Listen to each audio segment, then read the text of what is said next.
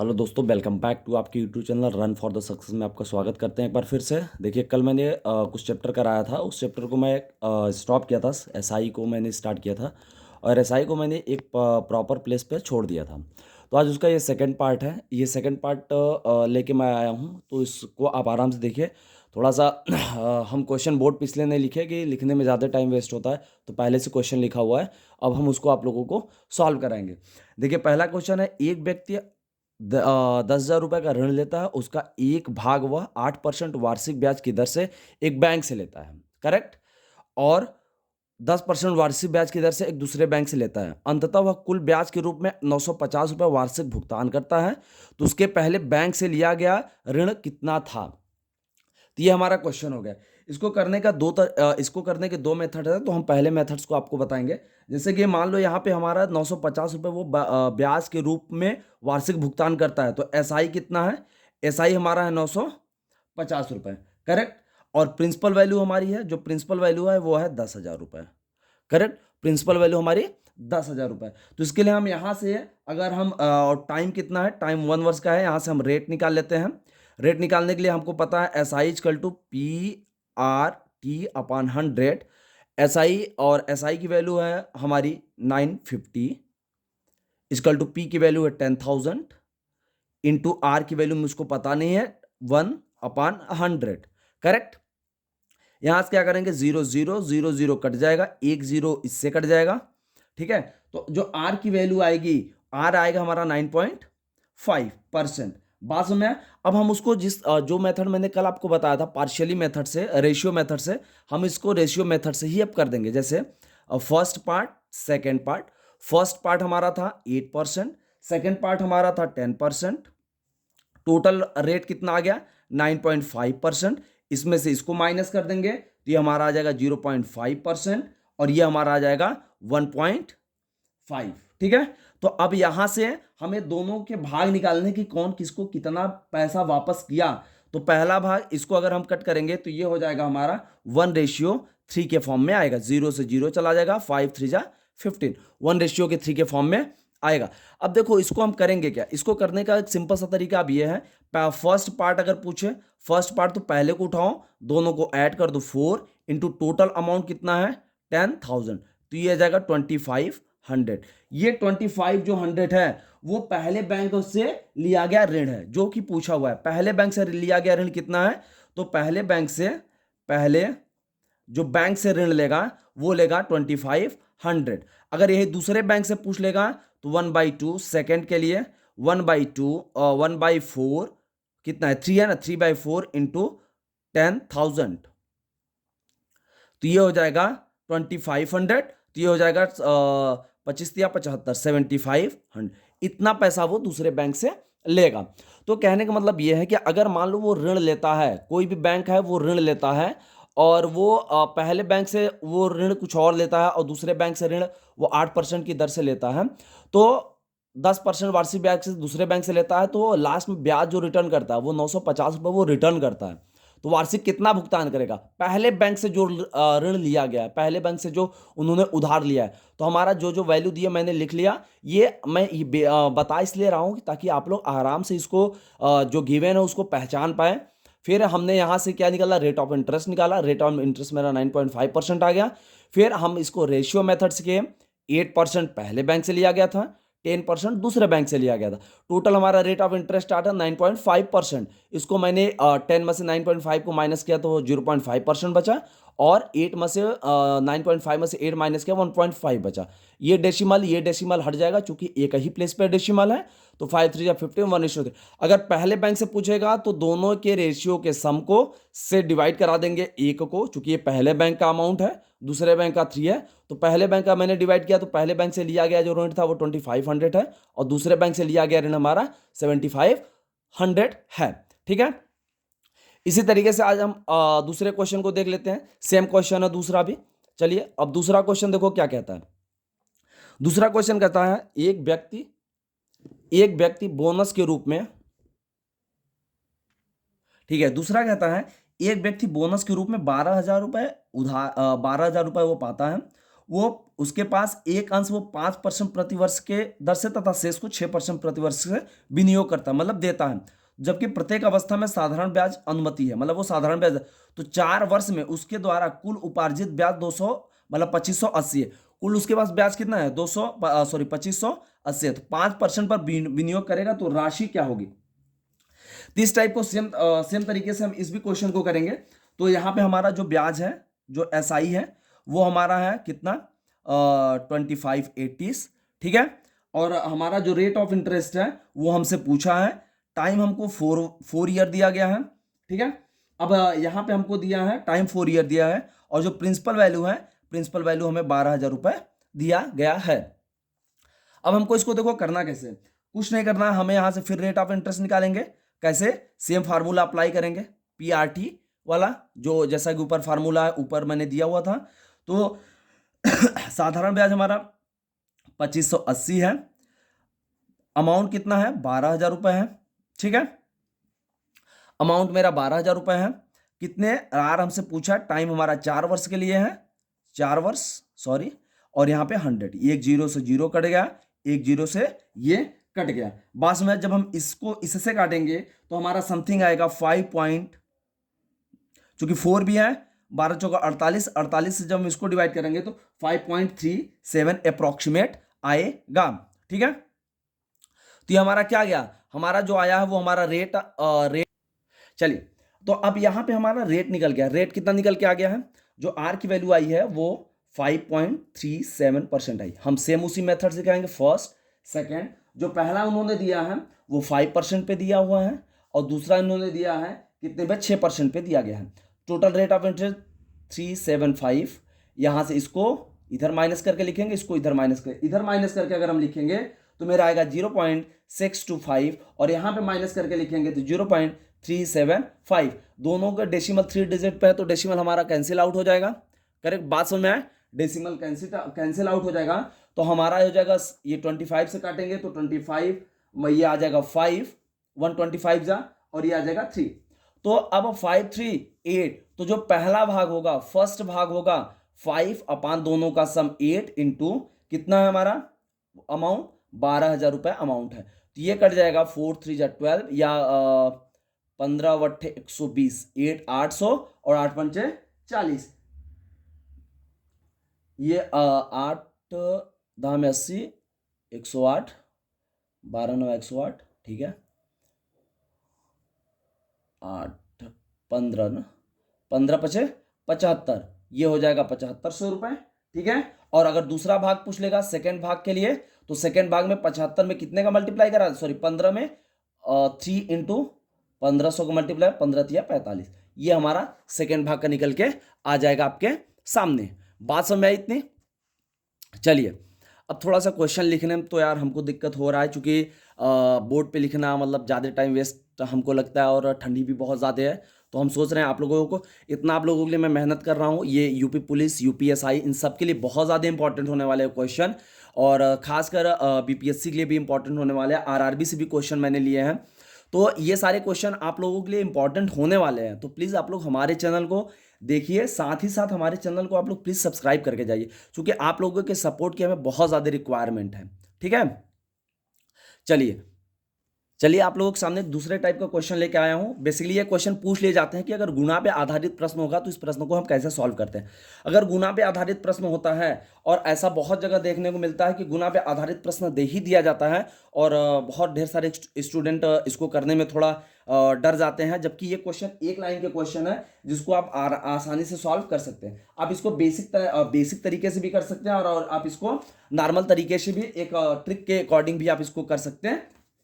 है तो ट्रिक हम बता दें, अगर यहाँ पे साधारण ब्याज ज्ञात करना है, दर ज्ञात करना है, मतलब आर हमको ज्ञात करना है, तो आर ज्ञात करने का एक तरीका है, अगर कोई भी धनराशि 8 वर्ष में 5 गुना हो जाता है, तो ट्रिक जो है वो ट्रिक है दर इक्वल टू, मतलब rate of interest equal to गुना -1 इंटू 100 अपान कितना है समय। बात समय, तो गुना कितना है 5 गुना हो जाता है, 5 - 1, समय कितने 8 वर्ष में इंटू 100, ठीक है। तो हो जाएगा 4/8 इंटू 100, 4 × 4, 4 दूना 8, ये 50। तो जो रेट ऑफ इंटरेस्ट निकल के आया वो कितना निकल गया, 50 रेट ऑफ इंटरेस्ट निकल के आया। गुना के क्वेश्चन को करने के लिए सेम तरीके के फार्मूले को हम यूज करेंगे। चलिए सेम इसी टाइप का क्वेश्चन है, एक बैंक निवेश को साधारण ब्याज की दर से 5 वर्ष में मूल निवेश की दुगुनी, देखो दुगना यहां हमको मिल गया, तो हमें बेसिकली क्वेश्चन से ही खेलना है, जो चीज दिया रहेगा हम उसको ढूंढ लेंगे, उसके बाद हम क्वेश्चन को आगे की तरफ फॉरवर्ड करेंगे। तो सेम ट्रिक, दर इक्वल टू गुना -1 इंटू 100 अपान समय, ठीक है। तो गुना कितना है भैया, 2 गुना हो जा रहा है, कितने समय में हो रहा है, 5 वर्ष में हो रहा है, तो ये आ जाएगा 1/5 इंटू 100, तो 20 पंचे 100, ये आ गया 20 पंचे 100, तो ये आ गया 20 पंचे 100, हमारा 20% जो रेट ऑफ इंटरेस्ट निकल के आ गया। इतनी बात आप लोगों को समझ में आई। चलिए अब कुछ दूसरा क्वेश्चन लेते हैं हम। चलिए अब ये क्वेश्चन क्या कहता है, टाइप 2 है इसी का, अगर कोई राशि साधारण ब्याज पर निवेश करने पे 2 वर्ष में 6 महीने में, 2 वर्ष 6 महीने में, अब देखो यहाँ 6 महीने और 2 वर्ष दोनों आ गया, 13/10 गुना हो जाता है, तो ब्याज की दर क्या होगी। सेम फार्मूला हमको अप्लाई करना है, गुना -1 इंटू 100 अपान समय, बात में। तो अब देखो इसमें करना कुछ नहीं, 2 वर्ष और 6 महीने है, तो कहीं ना कहीं 2 + 1/2, 6 दूना 12, 6 वर्ष मतलब 1/12 हो जाएगा। एक वर्ष में 12 महीने होते हैं, तो 6 मंथ में ये हो जाएगा 6/12, मतलब 1/2। बात समझ आई। तो हम इसको लिखेंगे, गुना कितना है भैया, 13/10 -1 इंटू 100 अपान समय, कितने साल के लिए है, 2 सही, मतलब 2 + 1/2 समय के लिए 2। भाई यही तो हम ऐड करेंगे ना, तभी ना हमको पता चलेगा। तो ये हमारा आ जाएगा 3/10, 10 इकाई 10, और 13 में से 10 गया, 3/10 इंटू 100 अपान 2 दूना 4, 1 5/2, ये कट गया, 10 दहा में 100, 5 दूना 10, फिर 2 दूना 4 12, तो टोटल कितना वार्षिक ब्याज की दर हुआ, 12% की दर से वो हुआ। यहां से हमने जल्दी से काट दिया, क्यों काट दिया भैया, 10 दहा में 100 हो जाएगा, ठीक है। और ये चूंकि ये हमारा हर है या डेनोमिनेटर है, डेनोमिनेटर और ये न्यूमरेटर है, डेनोमिनेटर से न्यूमरेटर में हमेशा डिवाइड होता है, तो इसलिए मैंने इसको डायरेक्ट डिवाइड कर दिया। चलिए अब दूसरा चीज क्या है, सेम हम यही फार्मूला यहां अप्लाई करेंगे। तो दर से 1/4 वर्ष में स्वयं का 41/40 गुना हो जाता है, ठीक है भैया। इसको भी देख लेते हैं, 41/40 -1 इंटू 100 अपान कितने भैया, 1/4 वर्ष में, ठीक है। तो 40 से कहीं 40, 41 में से 40, इसका एलसीएम ले लिया, तो 40 से कहीं 40, 41 में से 40 गया 40 इंटू 100 अपान 1/4, एक 0 से 0 कट गया। अब ये हमारा सीधे ऊपर जाएगा, तो हो जाएगा 4/4 इंटू 10, इससे कट गया, टोटल हमारा रेट ऑफ इंटरेस्ट कितना आ गया, 10% आ गया। अब हम अगला क्वेश्चन देखते हैं। ये सारे क्वेश्चन, जितने भी क्वेश्चन मैं आपको बता रहा हूं, ये सारे क्वेश्चन एग्जाम के पॉइंट ऑफ व्यू से बहुत ज्यादा इंपॉर्टेंट है, जो कि ये जो क्वेश्चन था हमारा एसएससी सीएचएसएल में आया था, एसएससी सीएचएसएल 2018 में आया हुआ क्वेश्चन है, और सेम क्वेश्चन ये भी है, एसएससी सीजीएल 2013 में आया हुआ क्वेश्चन है, ठीक है।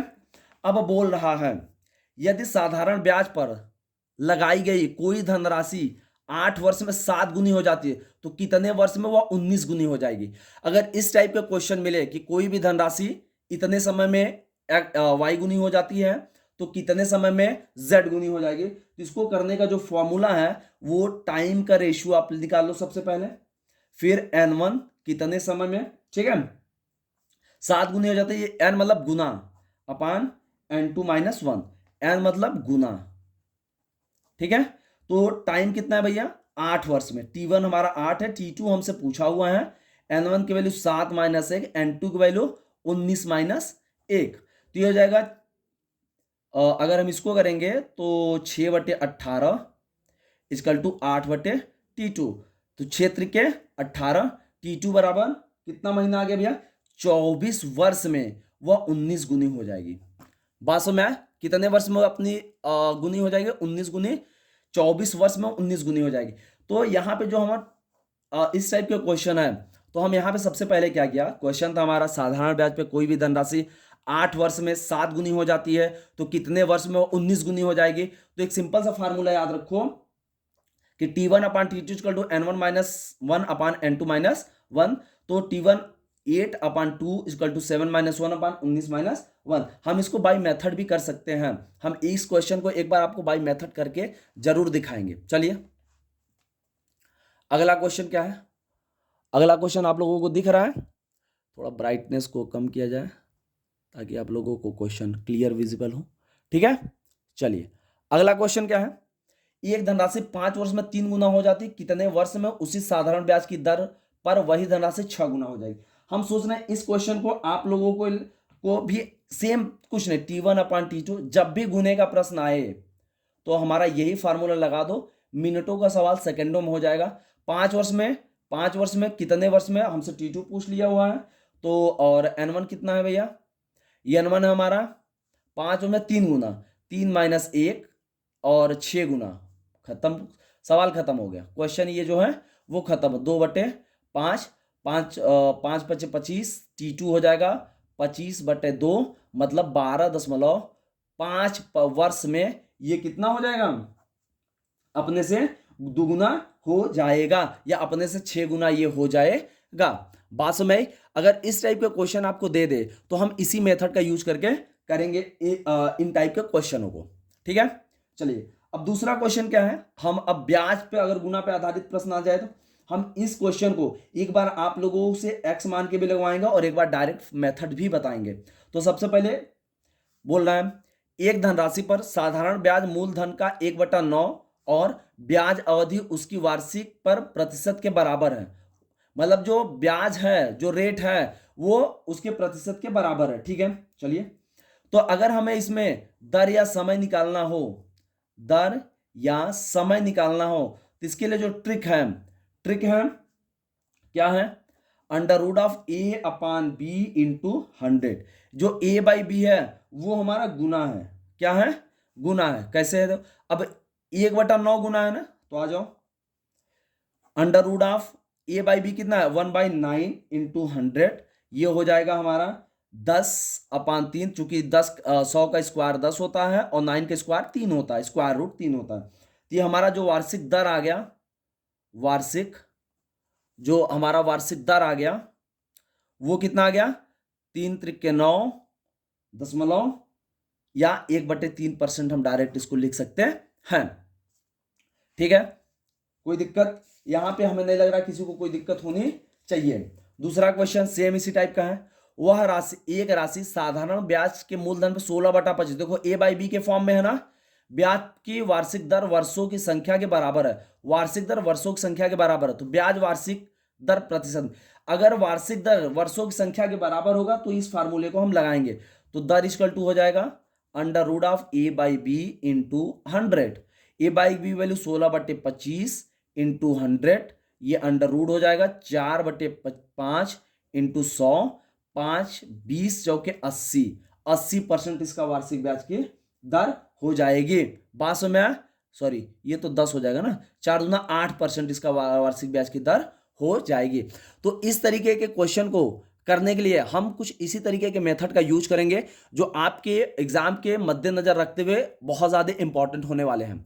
ठीक है, तो प्लीज आप लोग हमारे चैनल को सब्सक्राइब किए बिना बिल्कुल मत जाइए, लाइक करिए, शेयर करिए। बहुत मेहनत लगता है एक वीडियो बनाने में, एक वीडियो शूट करने में, ताकि आप लोगों तक वो सारे इंपॉर्टेंट कंटेंट पहुंच पाए जो आप लोगों के एग्जाम के लिए बहुत ज्यादा इंपॉर्टेंट होने वाले हैं। चलिए, तो प्लीज आप लोग हमारे चैनल को सब्सक्राइब करिए। हम इसका थर्ड पार्ट कल फिर लेके आएंगे।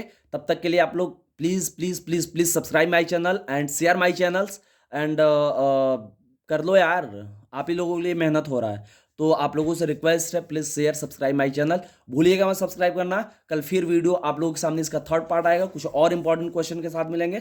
तब तक के लिए थैंक यू सो मच।